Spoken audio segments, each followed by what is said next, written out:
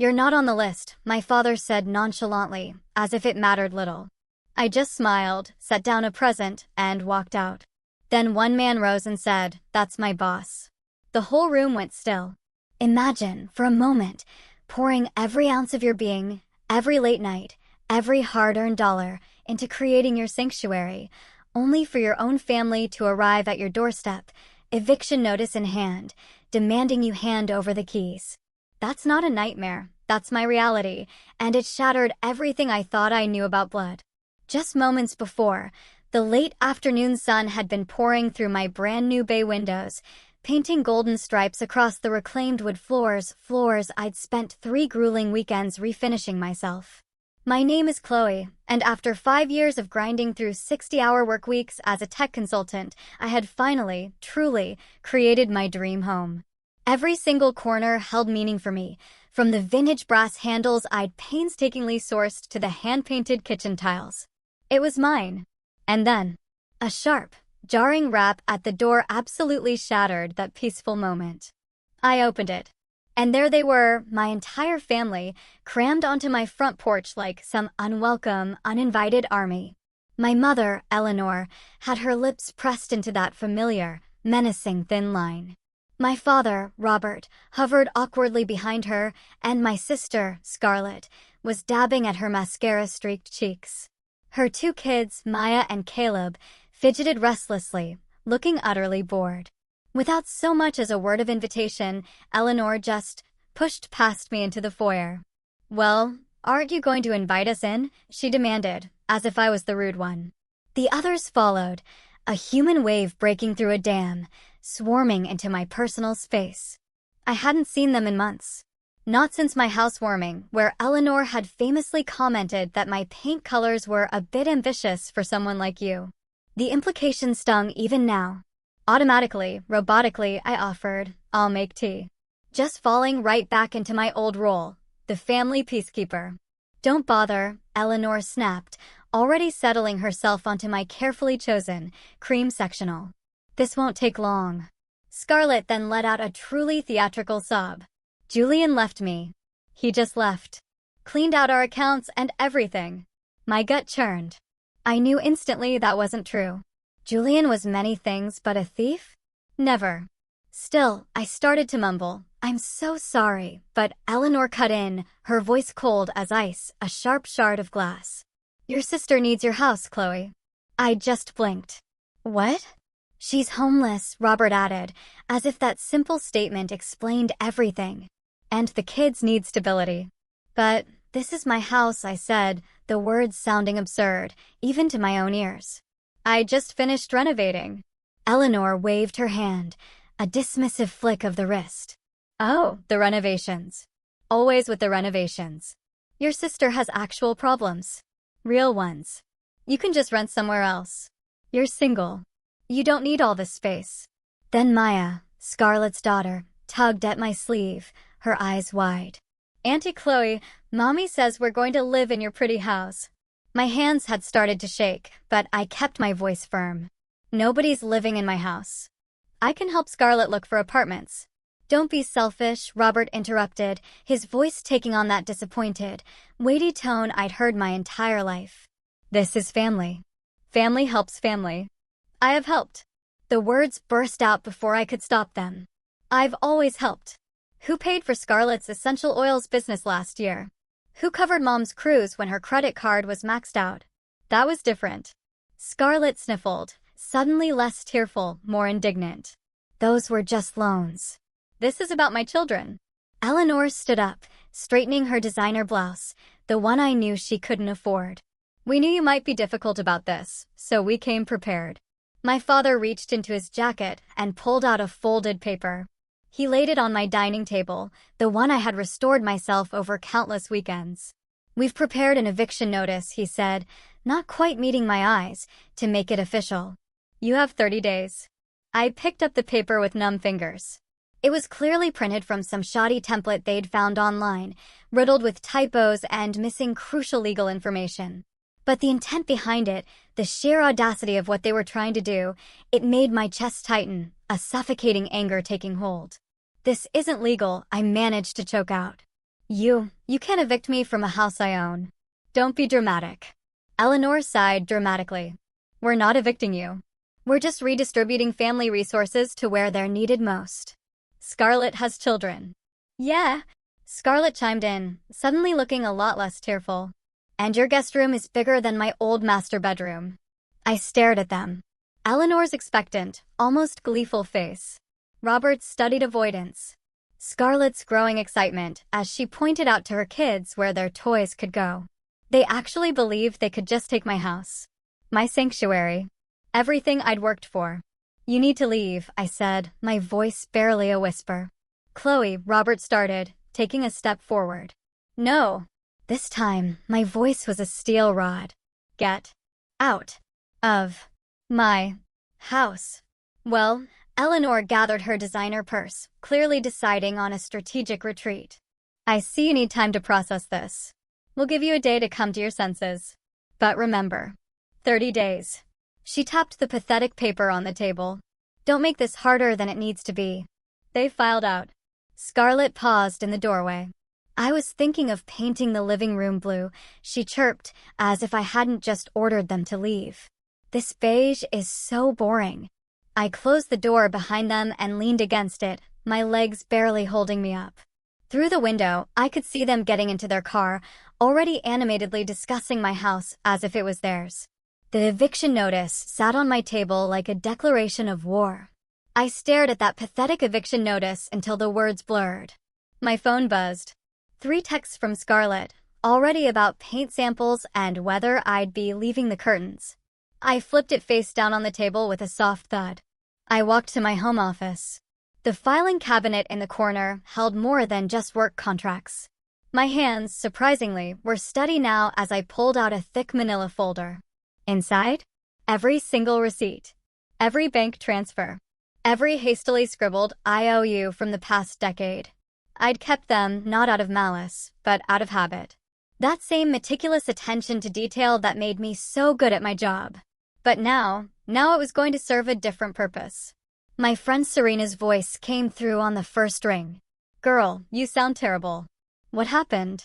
I told her everything, my voice cracking only once. They did what? Serena's outrage was, I admit, incredibly comforting. Please tell me you're not actually considering it. Of course not. I scoffed.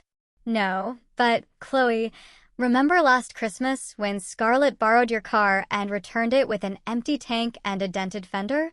Or when your mom guilt-tripped you into paying for their vacation because your father worked so hard? I spread the papers across my desk. I have records of everything they borrowed. Never paid back a cent. How much? Serena asked, a gasp in her voice. I did a quick calculation. Over $20,000. Jesus, Chloe. I know. I picked up a note in Scarlett's loopy handwriting. I owe you $3,000 for business startup. Thanks, sis. That was for her essential oils thing. She sold everything at a loss and blamed the market.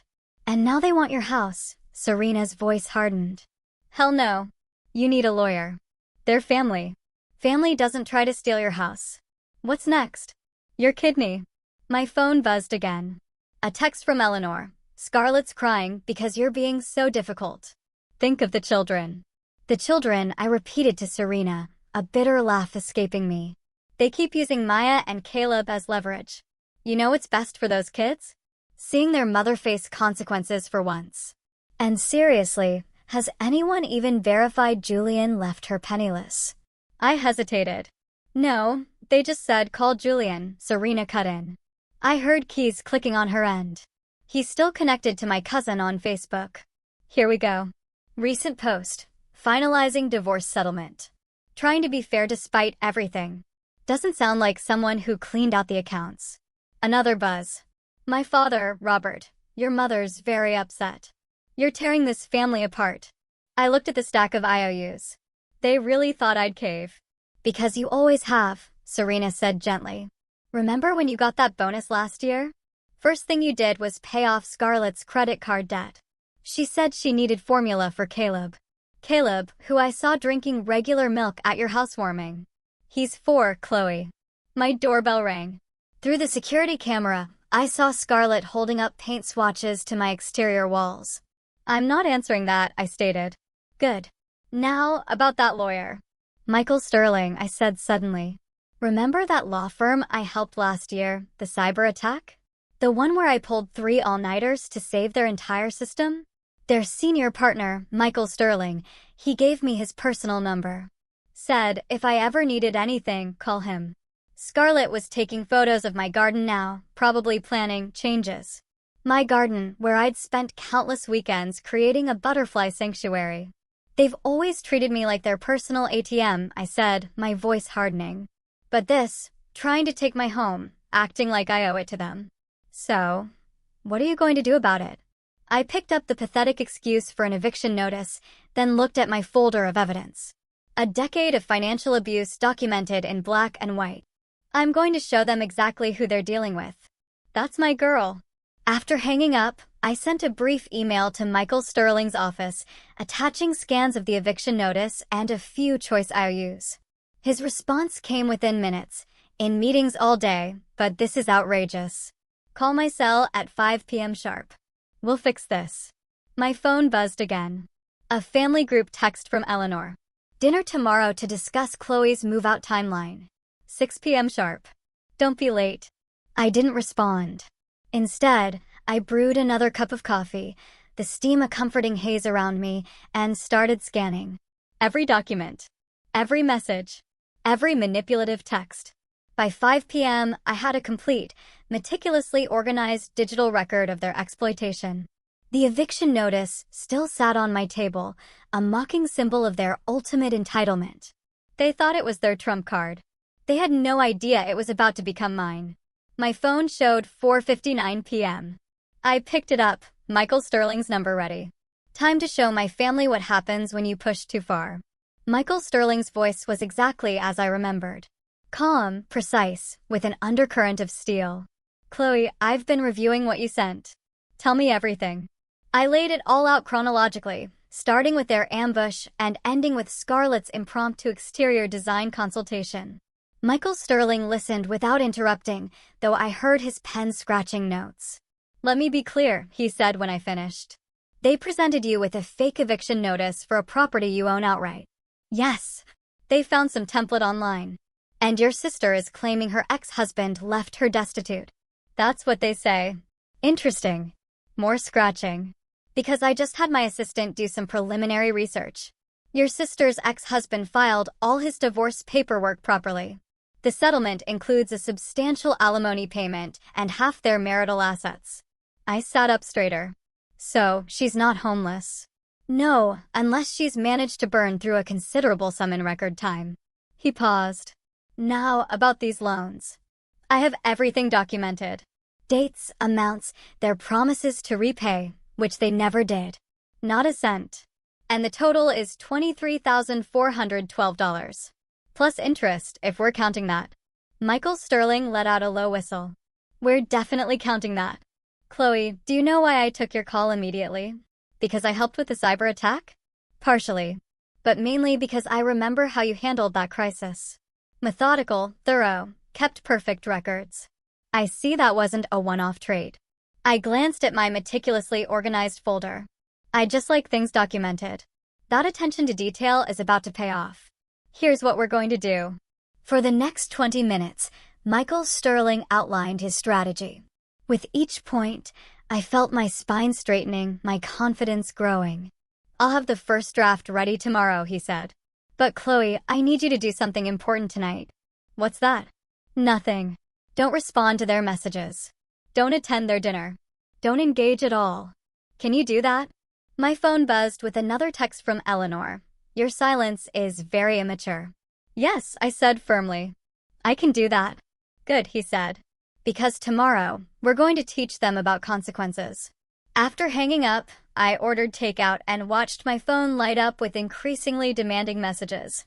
Scarlett, I need your paint samples by tomorrow. Eleanor, this behavior is exactly why we worry about your judgment. Robert, your mother can't sleep because of this. Around midnight, my Aunt Vivian called. I let it go to voicemail. Her message was predictably guilt-laden. Chloe, honey, everyone's so worried. Just come to dinner tomorrow and we can work this out like family. I deleted it. The next morning, Michael Sterling's email arrived exactly at 9 a.m. The attached letter was a masterpiece of legal precision. It addressed my parents and Scarlett by their full legal names. It referenced specific laws they'd violated. It detailed every loan with dates and amounts, including calculated interest. The final paragraph was particularly satisfying. Furthermore, my client demands immediate cessation of all harassment and trespassing attempts. Any future unauthorized visits to her property will result in immediate legal action. You have 10 business days to propose a reasonable repayment schedule for the outstanding debt of $23,412 plus applicable interest. Failure to respond will result in formal legal proceedings. I read it 3 times, my smile growing wider each time. One more thing, Michael Sterling said when I called to approve it. I had my investigator do some digging. Want to know what your sister spent her divorce settlement on? Tell me. A 2-week spa retreat in Arizona. First-class flights. She got back 3 days before showing up at your door. I thought about her tears. Her claims of destitution. Send the letter. Already done. Certified mail. Delivery confirmation required. They should receive it. He paused. Right about now, actually. I imagined their faces as they read it. Eleanor's righteous indignation crumbling. Robert's false confidence evaporating. Scarlett's paint swatches dropping from her manicured fingers. Michael Sterling, I said. Thank you. Don't thank me yet. This is just the beginning. They're not going to take this well. I know. Are you ready for that? I looked around my beautiful home, my sanctuary that I'd built through years of hard work. Every inch of it earned, every detail chosen with care. Yes, I said. I'm ready. Good. Keep your phone on. The fireworks should start any minute now. As if on cue, my phone started buzzing. The war had begun. The first call came exactly 17 minutes after Michael Sterling's letter would have arrived. Eleanor. I let it ring. Then Robert. Ignored. Scarlett. Straight to voicemail. They cycled through like this for an hour before my Aunt Vivian's number appeared. Unlike the others, Vivian had always been somewhat reasonable. I picked up. Hello. Her voice was hushed, conspiratorial. I'm at your parents' house. You need to know what's happening. I can imagine. No, you really can't. A door closed in the background. Your mother is absolutely apoplectic. I've never seen her like this. She's been pacing the living room for 30 minutes, waving that letter around like a weapon. Despite everything, I felt a flutter of satisfaction. What about Dad? He looks like he's seen a ghost. Keeps muttering about his retirement fund. A pause. Chloe, the amount in that letter, is it accurate? Down to the last penny. I have records of everything. Your mother's claiming you made it all up. Of course. Of course she is. I opened my laptop where I'd organized all the evidence. Would she like to explain the cruise tickets I paid for, or the check I wrote for Dad's golf club membership? Vivian was quiet for a moment. And Scarlett just got back from a luxury spa retreat in Arizona. First class all the way. What? Vivian's whisper turned sharp.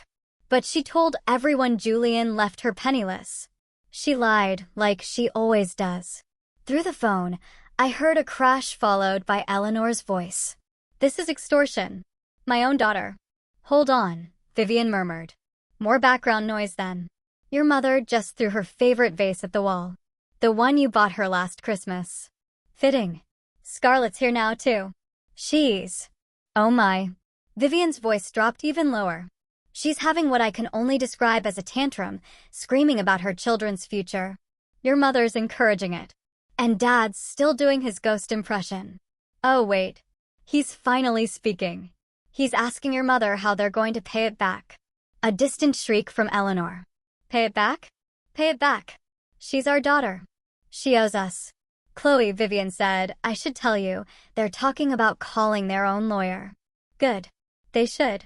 You're not worried? Michael Sterling already checked. They can't afford any lawyer who could challenge this. More background chaos, then Vivian's urgent whisper. Scarlett's calling Julian. She's... Oh dear. She's demanding more money from him to fight this injustice. He's laughing at her. I can hear him laughing through the phone. I couldn't help but smile. Julian had put up with Scarlett's drama for years. He probably felt vindicated. Your mother's now saying she'll sell her jewelry collection, Vivian reported. The one I helped her pick out. Sure, good idea, Chloe. Vivian hesitated. I know they've always favored Scarlett. I know they've taken advantage, but this is nuclear. No, Aunt Vivian. This is consequences. A door slammed in the background, followed by more shouting. Vivian sighed. Scarlett just announced she's going to drive to your house. Your mother's getting her car keys, too. Perfect. Michael Sterling already filed a harassment warning with the police. If they show up, they'll be arrested for trespassing. You've really thought this through. I learned from the best. They taught me all about planning and manipulation. I just got better at it than they expected. Another crash. More screaming.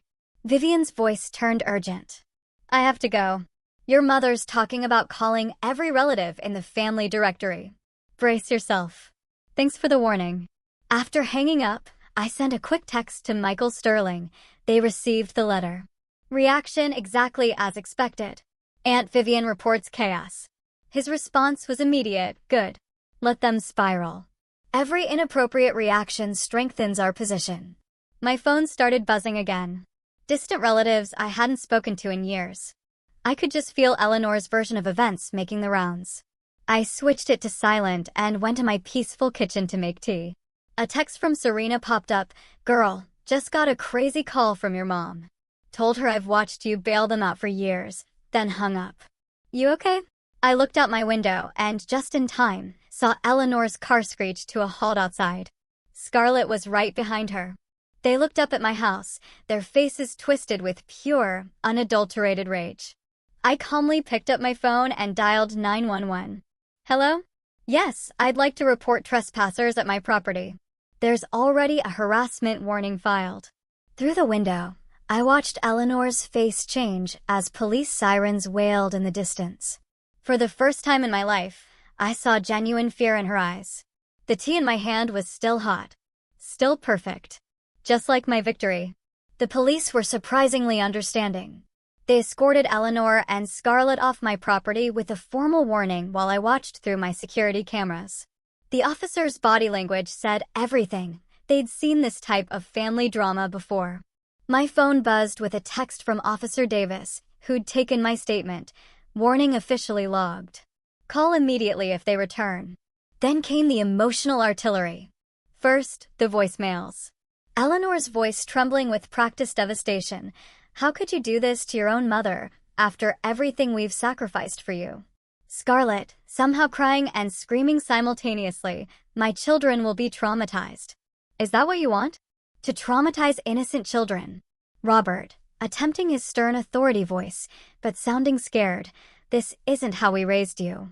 Call off this lawyer nonsense immediately. Then the flying monkeys arrived. Aunt Brenda called first. Chloe, sweetie, this has all gone too far. Your mother is beside herself. Is she beside herself about the $23,000 she owes me? Money isn't everything. This is family. Funny how that argument only works in their favor. She gasped. You've changed. You've become cold.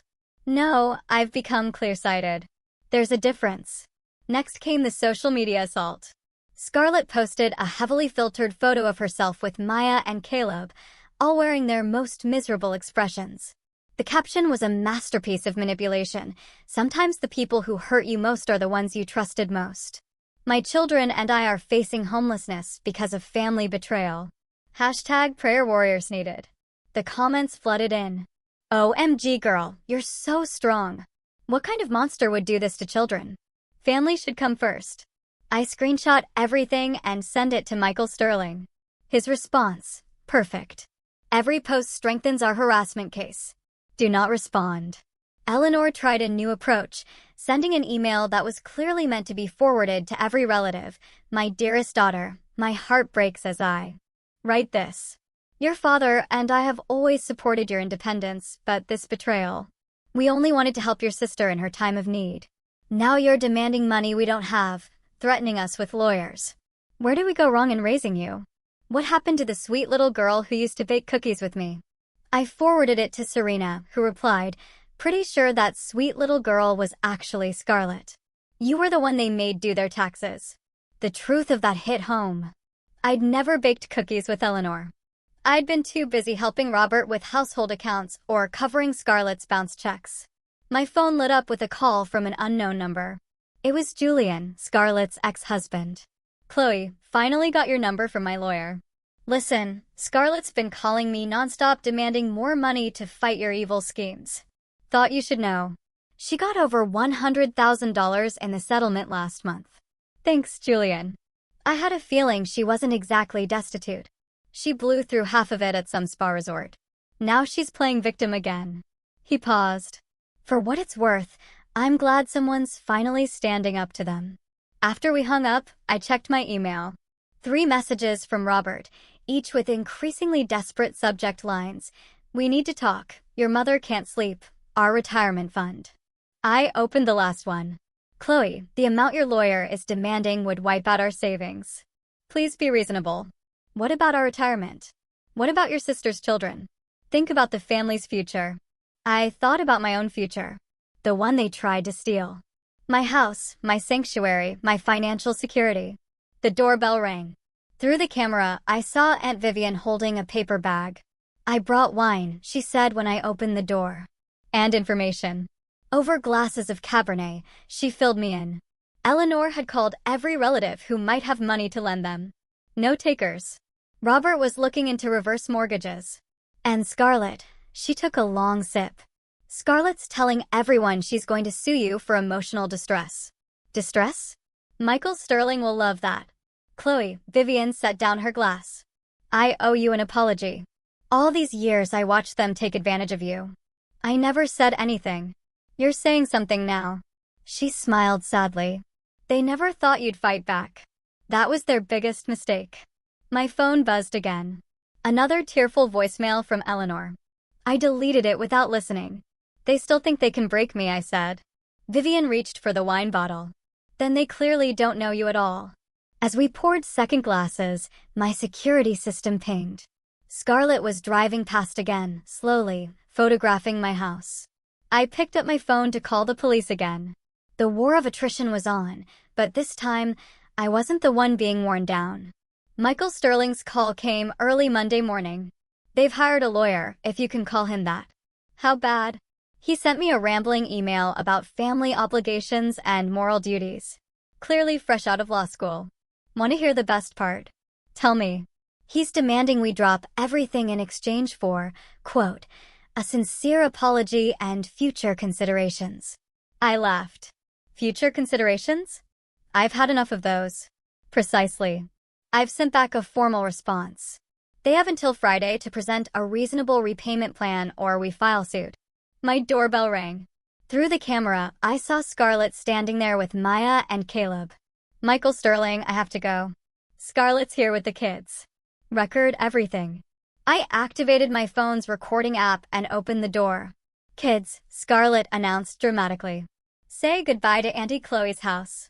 The house she won't share with you, even though you're homeless." Maya looked confused. "But Mom, aren't we staying at Grandma's?" Scarlett's face tightened. "Maya, what did I tell you about speaking out of turn? Now, cry for Auntie Chloe. Show her how sad you are. That's enough." I kept my voice level. "You're trespassing again. The police. Scarlett shrieked, pulling out her phone. "Perfect. Film this, kids. Show everyone how mean Auntie Chloe calls the police on children." I pressed my emergency contact. Officer Davis answered immediately. "Miss Watts, another incident? Using her children as props this time? Units are already nearby. Hold tight." Scarlett was live streaming now, tears flowing perfectly. "My heartless sister is threatening me with police. My babies are traumatized." Caleb tugged her sleeve. "Mom, I need to pee." "Not now. Mommy's making content." Sirens wailed in the distance. Scarlett's face lit up with perverse excitement. "Yes! Everyone watch. See how they persecute a single mother." 2 police cars pulled up. Officer Davis stepped out, looking tired. "Miss Scarlett, we've discussed this. There's an active harassment warning." "I'm just visiting family." With a live stream. She gestured wildly at her phone. This is your final warning. Next time means arrests. And your children are being used as emotional weapons. He finished firmly. Don't make us call child services. That threat landed. Scarlett's stream cut off instantly. Come on, kids. Your aunt clearly hates you. But Mom, Maya protested. You said we were just making a video to get money from. After they left, Officer Davis turned to me. We've documented everything. Your lawyer will want this footage. My phone buzzed. A text from Robert. Your mother's in bed with anxiety. Are you happy now? I showed Officer Davis. Add this to the harassment file. Already on it. By evening, Scarlett's failed live stream had morphed into a heavily edited social media post. Police called on innocent children. Swipe to see my baby's tears. Hashtag toxic family, hashtag pray for us. Serena called. Girl, your sister's gone full melodrama queen. She started a GoFundMe for what? Legal fees to fight family betrayal? She's asking for $50,000. I forwarded this to Michael Sterling, who replied, perfect. Documenting attempted financial fraud. The next morning, my Aunt Brenda tried a new angle. Your mother's talking about selling her wedding ring, the one your grandmother gave her. Is that what you want? What I want is the money they borrowed. They're family. They didn't think you'd actually expect it back. That's the problem. My security system pinged again. Eleanor's car driving past slowly, then Robert's, then Scarlett's. A parade of guilt and intimidation. Michael Sterling called. Their lawyer just tried to negotiate. Offered $5,000 and, you'll love this, suggested you give Scarlett the house as compensation for emotional damages. And you reminded him that harassment is a criminal offense? Precisely. He's now requesting a meeting. All parties present. When? Friday. My office. You ready? I looked at my phone. More texts, more voicemails, more flying monkeys deployed to wear me down. Then I looked around my beautiful home. Everything I'd worked for. More than ready. Good, because they're desperate now, and desperate people do desperate things. As if on cue, Eleanor's voice cut through the evening air. She was standing on the sidewalk with a megaphone. Chloe, come out and face your family. Stop hiding behind lawyers. I called. Officer Davis again, watching through my security cameras as Eleanor continued her performance for the gathering neighbors. Friday couldn't come soon enough. Michael Sterling's conference room felt less like an office and more like a courtroom. My parents, Eleanor and Robert, and Scarlett sat across the massive oak table. There, budget lawyer fidgeted nervously with his tie. Of course, they'd brought the kids again, a move Michael Sterling had predicted and prepared for. First, Michael Sterling said, his voice calm but firm, the children need to wait outside with my assistant. This isn't appropriate for them. They're part of this. Scarlett protested, her voice already rising. They're victims. They're props, Michael Sterling corrected, his gaze unwavering. And if you continue using them this way, I'll be obligated to report it. After some theatrical resistance from Scarlett, Maya and Caleb were led out to the children's area Michael Sterling had subtly set up. Their relief, honestly, was palpable. Now, Michael Sterling began, spreading documents across the table. Let's discuss the harassment first. Harassment. Eleanor's voice hit that familiar high pitch. We're the ones being harassed with these ridiculous demands. Michael Sterling clicked a remote. The wall screen lit up with a compilation, Scarlett's live stream. Eleanor with a megaphone. Their cars circling my house. The social media posts. The GoFundMe page. Mr. Jenkins, Michael Sterling addressed their lawyer. I assume you've advised your clients about the legal implications of these actions? The young lawyer tugged his tie again.